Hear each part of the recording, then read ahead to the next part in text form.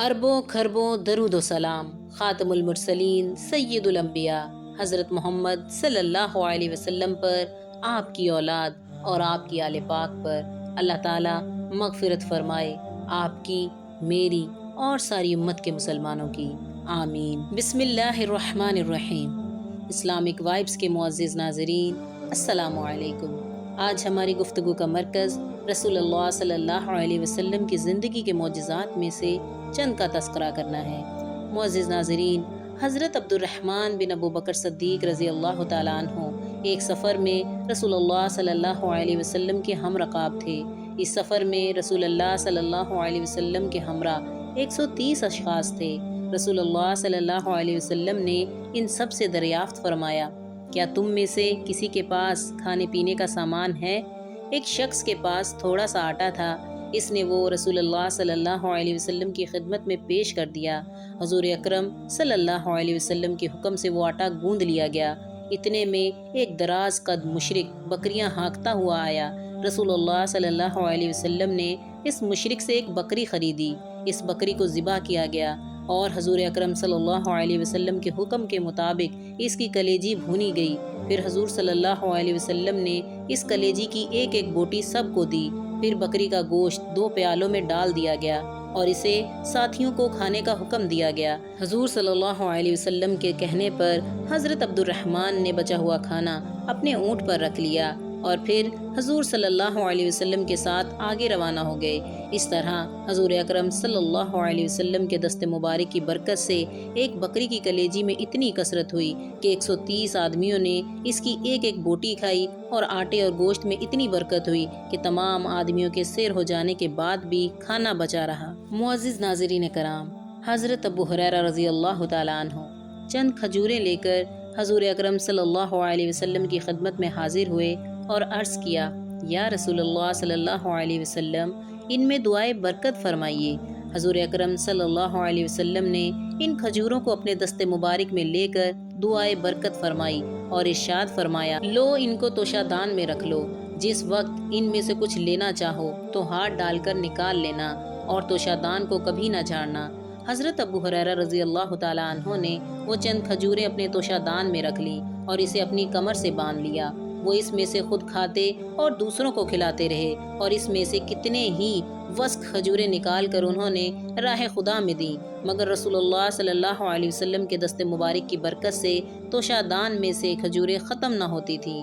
وہ توشہ دان کو کسی وقت بھی اپنی کمر سے جدا نہ کرتے تھے، یہاں تک کہ جب حضرت عثمان رضی اللہ تعالیٰ عنہ کی شہادت کا دن آیا تو وہ توشہ دان ان سے گم ہو گیا۔ چنانچہ وہ کہا کرتے تھے کہ لوگوں کو ایک غم ہے اور مجھے 2 غم ہیں، ایک غم توشہ دان کے گم ہو جانے کا اور دوسرا غم حضرت عثمان غنی رضی اللہ تعالیٰ عنہ کے شہید ہونے کا۔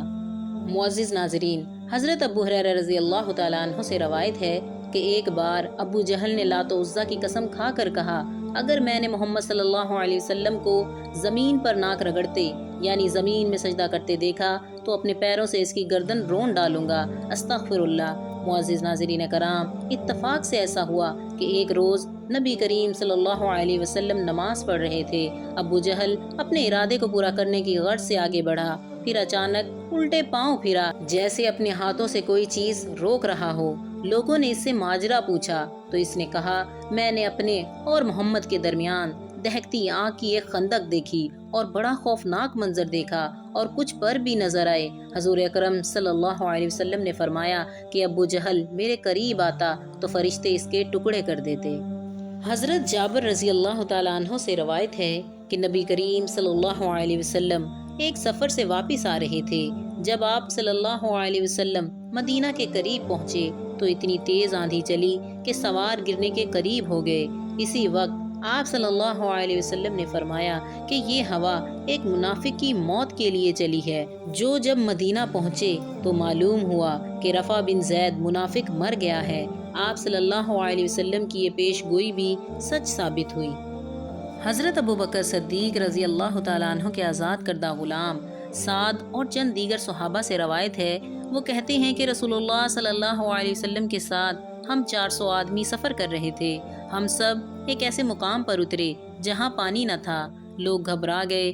رسول اللہ صلی اللہ علیہ وسلم کو اس کی خبر دی گئی تو اچانک ایک چھوٹی سی سینگوں والی بکری آپ صلی اللہ علیہ وسلم کے سامنے دودھ دہانے کے لیے آ کر کھڑی ہو گئی۔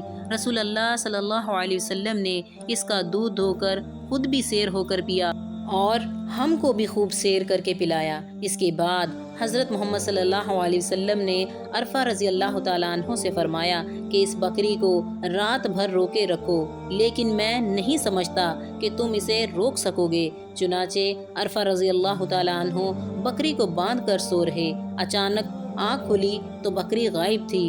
رسول اللہ صلی اللہ علیہ وسلم کو جب اس کی خبر ہوئی تو آپ صلی اللہ علیہ وسلم نے فرمایا جو خدا اسے یہاں لایا تھا وہی اس کو یہاں سے لے گیا۔ حسن بن محمد سے روایت ہے کہ نبی کریم صلی اللہ علیہ وسلم نے سہیل بن عمرو کے بارے میں حضرت عمر فاروق سے فرمایا کہ سہیل سے امید ہے کہ یہ ایسا کام کرے اور ایسی تقریر کرے کہ تم خوش ہو جاؤ۔ چنانچہ ایسا ہی ہوا کہ جب نبی کریم صلی اللہ علیہ وسلم کی وفات کی خبر مکہ میں پہنچی اور وہاں کے لوگوں میں بے حد پریشانی ہوئی، قریب تھا کہ لوگوں کے ایمان متزلزل ہو جائیں، تو سہیل بن عمرو نے کھڑے ہو کر اسی طرح خطبہ دیا جس طرح کا خطبہ مدینہ منورہ میں حضرت ابو بکر صدیق رضی اللہ تعالیٰ عنہ نے دیا تھا۔ سہیل نے خطبے سے مکہ والوں کو تسلی دی، دین پر ثابت قدم رہے۔ سہیل بن عمرو رضی اللہ تعالیٰ عنہ جب کفر کی حالت میں تھے تو اتنے اچھے خطیب تھے کہ کافروں میں رسول اللہ صلی اللہ علیہ وسلم کے خلاف جوش پیدا کر دیتے تھے۔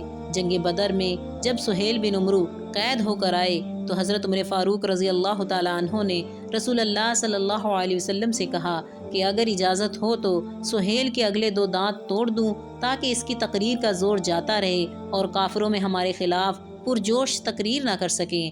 اس موقع پر نبی کریم صلی اللہ علیہ وسلم نے یہ پیش گوئی فرمائی تھی کہ نہیں، دانت نہ توڑو، امید ہے کہ یہ اپنی تقریر سے تم کو خوش کر دے۔ چنانچہ رسول اللہ صلی اللہ علیہ وسلم کی وفات پر اس کی تقریر نے لوگوں کو خوش کر دیا اور تمام مسلمان مطمئن ہو گئے۔ سہیل بن عمرو رضی اللہ تعالیٰ عنہ بدر کے بعد مسلمان ہو گئے تھے۔ حضرت عائشہ رضی اللہ تعالیٰ عنہ سے روایت ہے کہ نبی کریم صلی اللہ علیہ وسلم نے ایک روز حضرت عثمان غنی رضی اللہ تعالیٰ عنہ سے فرمایا، اے عثمان، بلا شبہ اللہ تعالیٰ تم کو ایک قمیض پہنائے گا، پھر اگر منافق چاہیں کہ تم وہ کرتا اتار دو تو تم وہ کرتا مت اتارنا یہاں تک کہ تم مجھ سے ملاقات کرو گے۔ اس قمیض سے مراد عام اہل علم کے نزدیک خلافت ہے، جس کو بلوائی چھین کر آپ کو معزول کرنا چاہتے تھے، لیکن آپ اس عہد پر قائم رہے جو آپ نے نبی کریم صلی اللہ علیہ وسلم سے کیا تھا اور تا دم مرگ خلافت سے دستبردار نہ ہوئے۔ حضرت ابو ہریرہ رضی اللہ تعالیٰ عنہ اور حضرت ابن عمر رضی اللہ تعالیٰ عنہ سے منقول ہے کہ نبی کریم صلی اللہ علیہ وسلم نے ایک دفعہ اپنا خواب بیان فرمایا۔ آپ نے فرمایا، میں نے خواب میں دیکھا کہ میں ایک کنویں پر ہوں، کنویں پر ایک ڈول ہے، میں نے اس کنویں سے جس قدر خدا کو منظور تھا پانی کھینچا، پھر اس ڈول کو ابو بکر صدیق رضی اللہ تعالیٰ عنہ نے مجھ سے لیا اور اس کنویں میں سے 1 ڈول یا 2 ڈول آہستگی کے ساتھ نکالے، پھر وہ بڑا ہو گیا تو اس کو عمر رضی اللہ تعالیٰ عنہ نے لیا اور میں نے کبھی نوجوان اس سے بہتر نکالنے والا نہیں دیکھا، یہاں تک کہ لوگ خوب سیر ہو گئے اور کنویں کے چاروں طرف جمع ہو گئے۔